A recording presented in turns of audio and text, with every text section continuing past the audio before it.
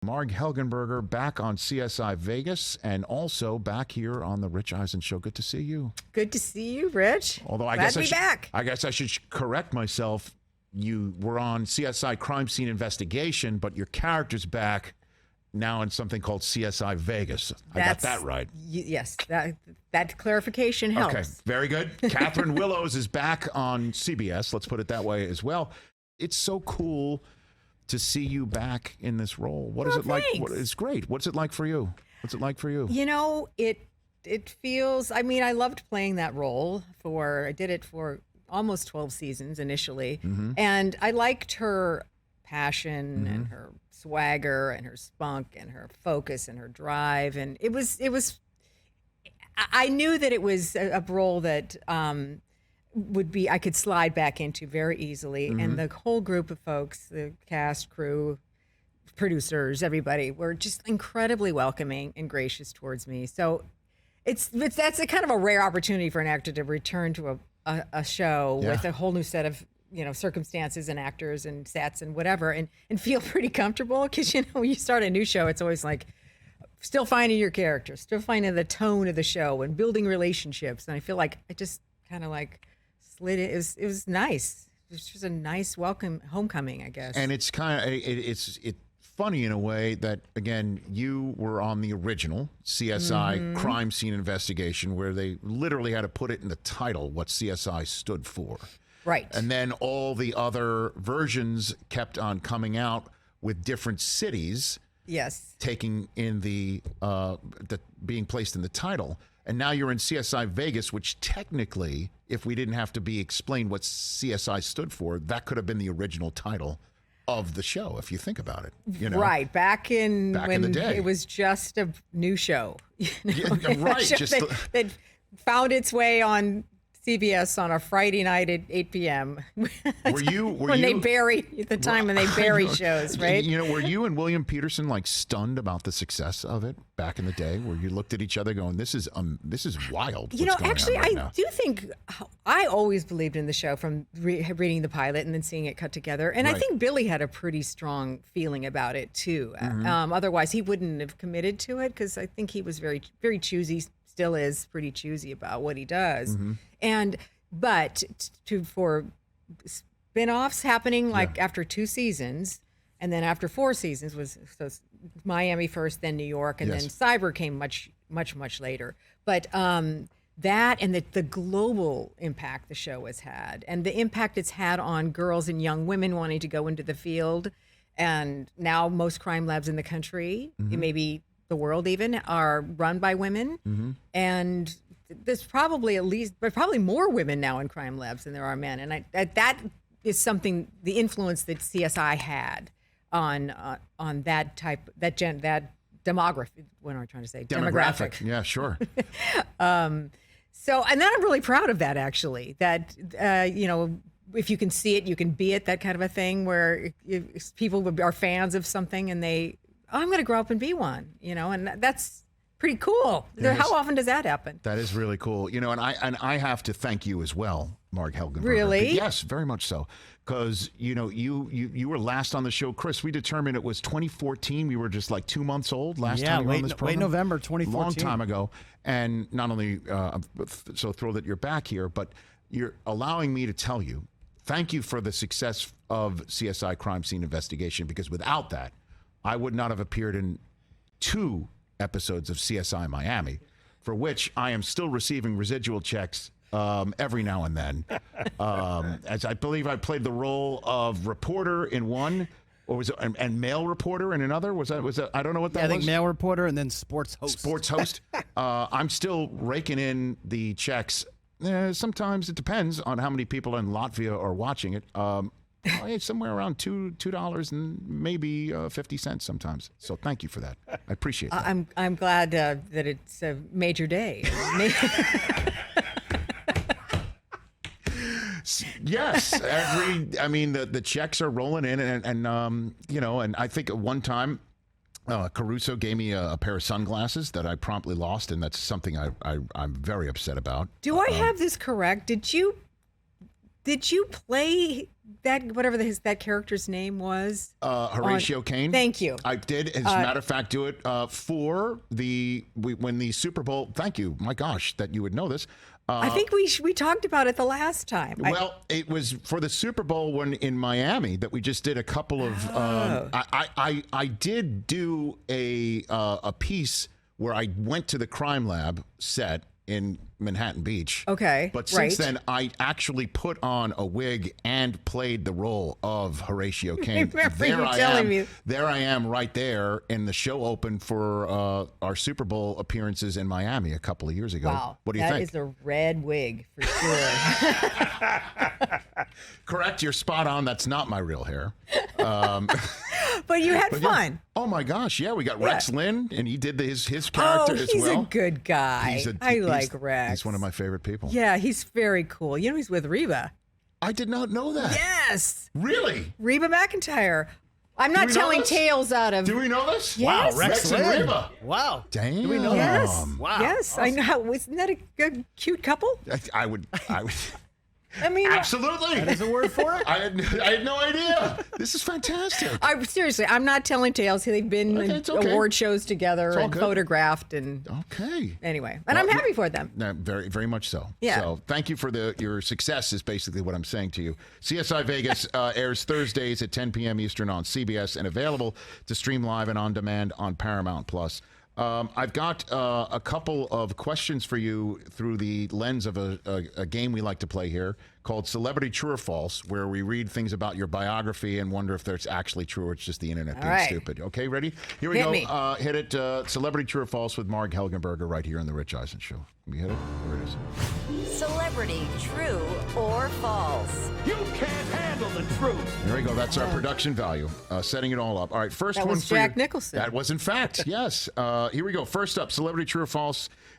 True or false? You began your career as a local weathercaster by the name of Margie McCarty. Is that true or false? True. What's that all about? I was in college at Kearney State College, which is now part of the University of Nebraska system. And there was a man in my interpretation of drama class who was the regular weather guy, the weekday guy, right? Yeah, they were looking for somebody on the weekends. And he said, you know, they're auditioning women. You might be right for this. And I thought, okay, what do I got? You know, and I just showed up and, you know, I had no idea what I was doing, of course. And Was it like a green screen and everything? Yes, like, and I ultimately just like I winked into the lens, and that got me the job. Apparently, no, they didn't have to know anything about meteorology or anything. Just the wink did it. Anyway, so I did it for one summer, and the reason my name was Margie McCarty. Actually, I was known as Margie then, but McCarty was my paternal grandmother's maiden name. Okay. It's kind of has a lilt to it, right? Margie McCarty. Anyway, so I had to change my name because the anchor guy, the news guy was named Harvey Knocklinger, and Wait a minute. oh wait, no, he was the sports guy, Harvey Knocklinger. But the news person was a woman named Joyce Eisenminger. So they didn't want it to be the Knocklinger Eisenminger Helgenberger. Oh my God! Wow. That was the reason. So I said, okay. What's his name? Harvey. Harvey Knocklinger. Boogie Nights. Harvey Knocklinger. Harvey Knocklinger? Nachlinger. Harvey Knocklinger. Wow. So I never even thought of it that way. Boogie Nights, yes. Honestly, it sounds like somebody named Harvey grew up on Mocklinger Lane, you know, like that's that whole game.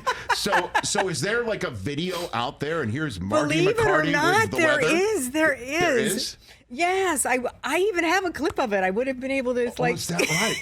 Harvey And, like, Knocklinger is a professor at the University of South Carolina. Damn. Wait a minute. So you roots for the Gamecocks?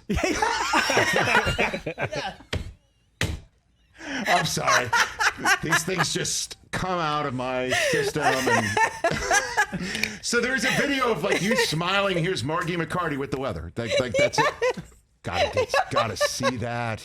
Oh my God. Oh, well, I'll have to come back. And Yeah, we'll have to. We'll have to. All right, next one up.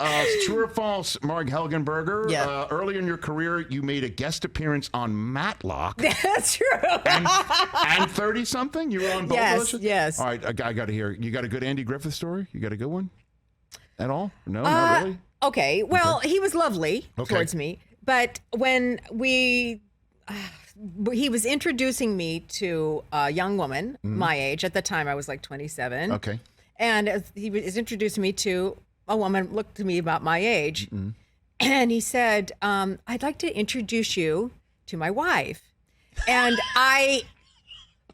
thank goodness, something inside me said, don't laugh, because I thought he was joking.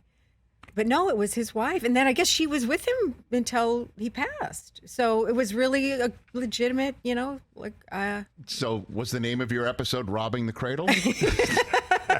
Oh my God. There was I think there was a few people like Dick Gautier. Do you remember Dick Gautier? Of course. He was a very funny actor, Yeah, right? Back he in the was 70s. my Sure. lover. And he was a bad guy, and I got killed on that. Oh, it was a no. 2-part episode. Do we have the name of the episode, Chris? Do we have the name of the Matlock episode? It shot in Vegas, actually, or part of it look did. at you. I know. The Gambler. What's that? The Gambler? The Gambler. Okay, well there you name go. of it. Yeah, it was. I Name think of it was the the season opener of what year that 1987. was. I So don't are know. you getting residual checks from Matlock? I every sometimes month? do. How much was it? 50 You know, cents? like 83 cents and stuff. Fantastic. But I do. Yeah. Apropos nothing, I need to ask, how did China Beach come along for you? That is a show I'm sure you still hear about every now and then, right? Yes, and I'm Okay. still good friends with a lot of people Okay. from that show. How did it come about? just- I mean, you I just- knew it was a script when I read it. Right. I said, "Wow, this is terrific," and set for those I guess who don't know. It was set in Vietnam during the war, and Yes. it was mostly told from the women's perspective. And my character was like this kind of mysterious woman. Like, what is she? She's not a nurse. She's not with the USO. She's not a Red Cross donut dolly. And she was just, I don't know, ultimately she was a woman who serviced the upper echelon but also did all kinds of things. Had a beauty salon on the I said campus. Sure, right. Because it was China Beach was also there was a triage unit there, but it was also and that was legit. There was during the war in Da Nang, it was near Da Nang.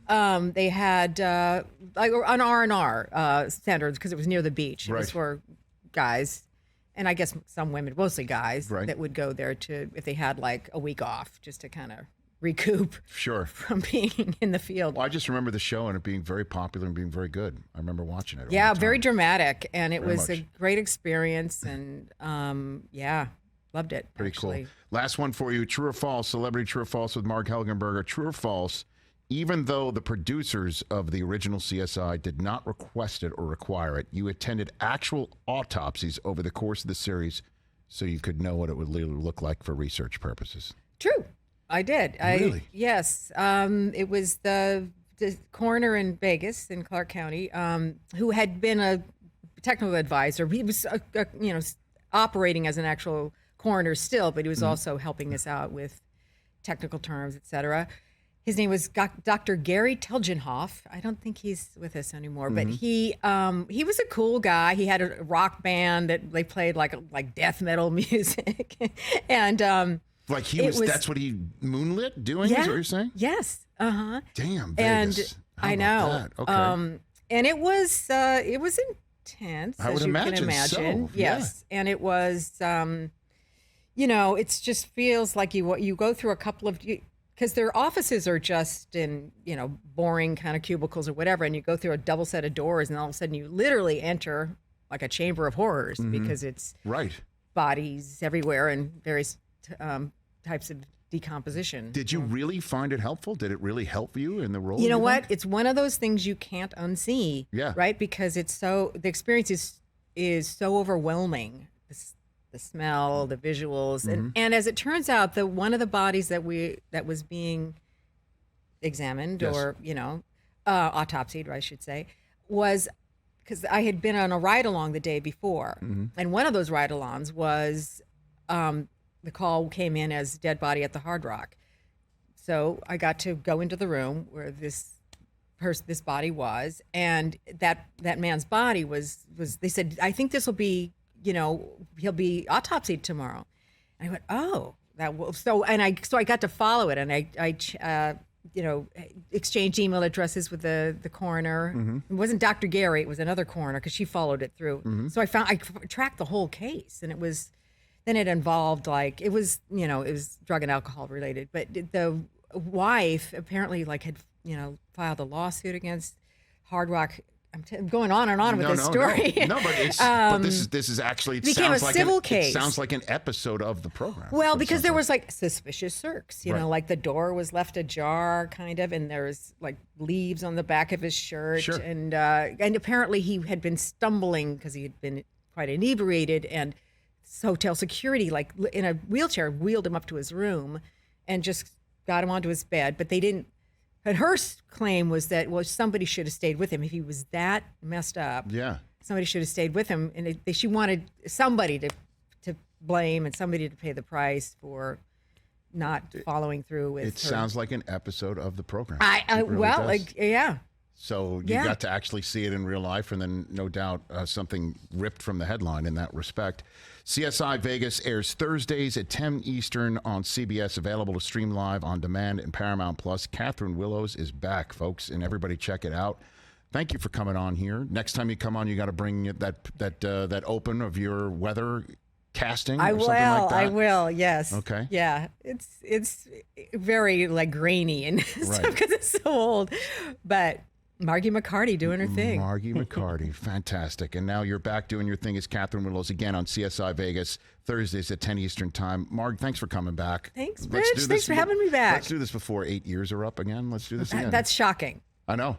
It 8 is. years. It has been that. I know. Damn. But it's pretty cool. Oh, yeah. No, we got to remedy that. I'm glad you're back here and again back on CBS.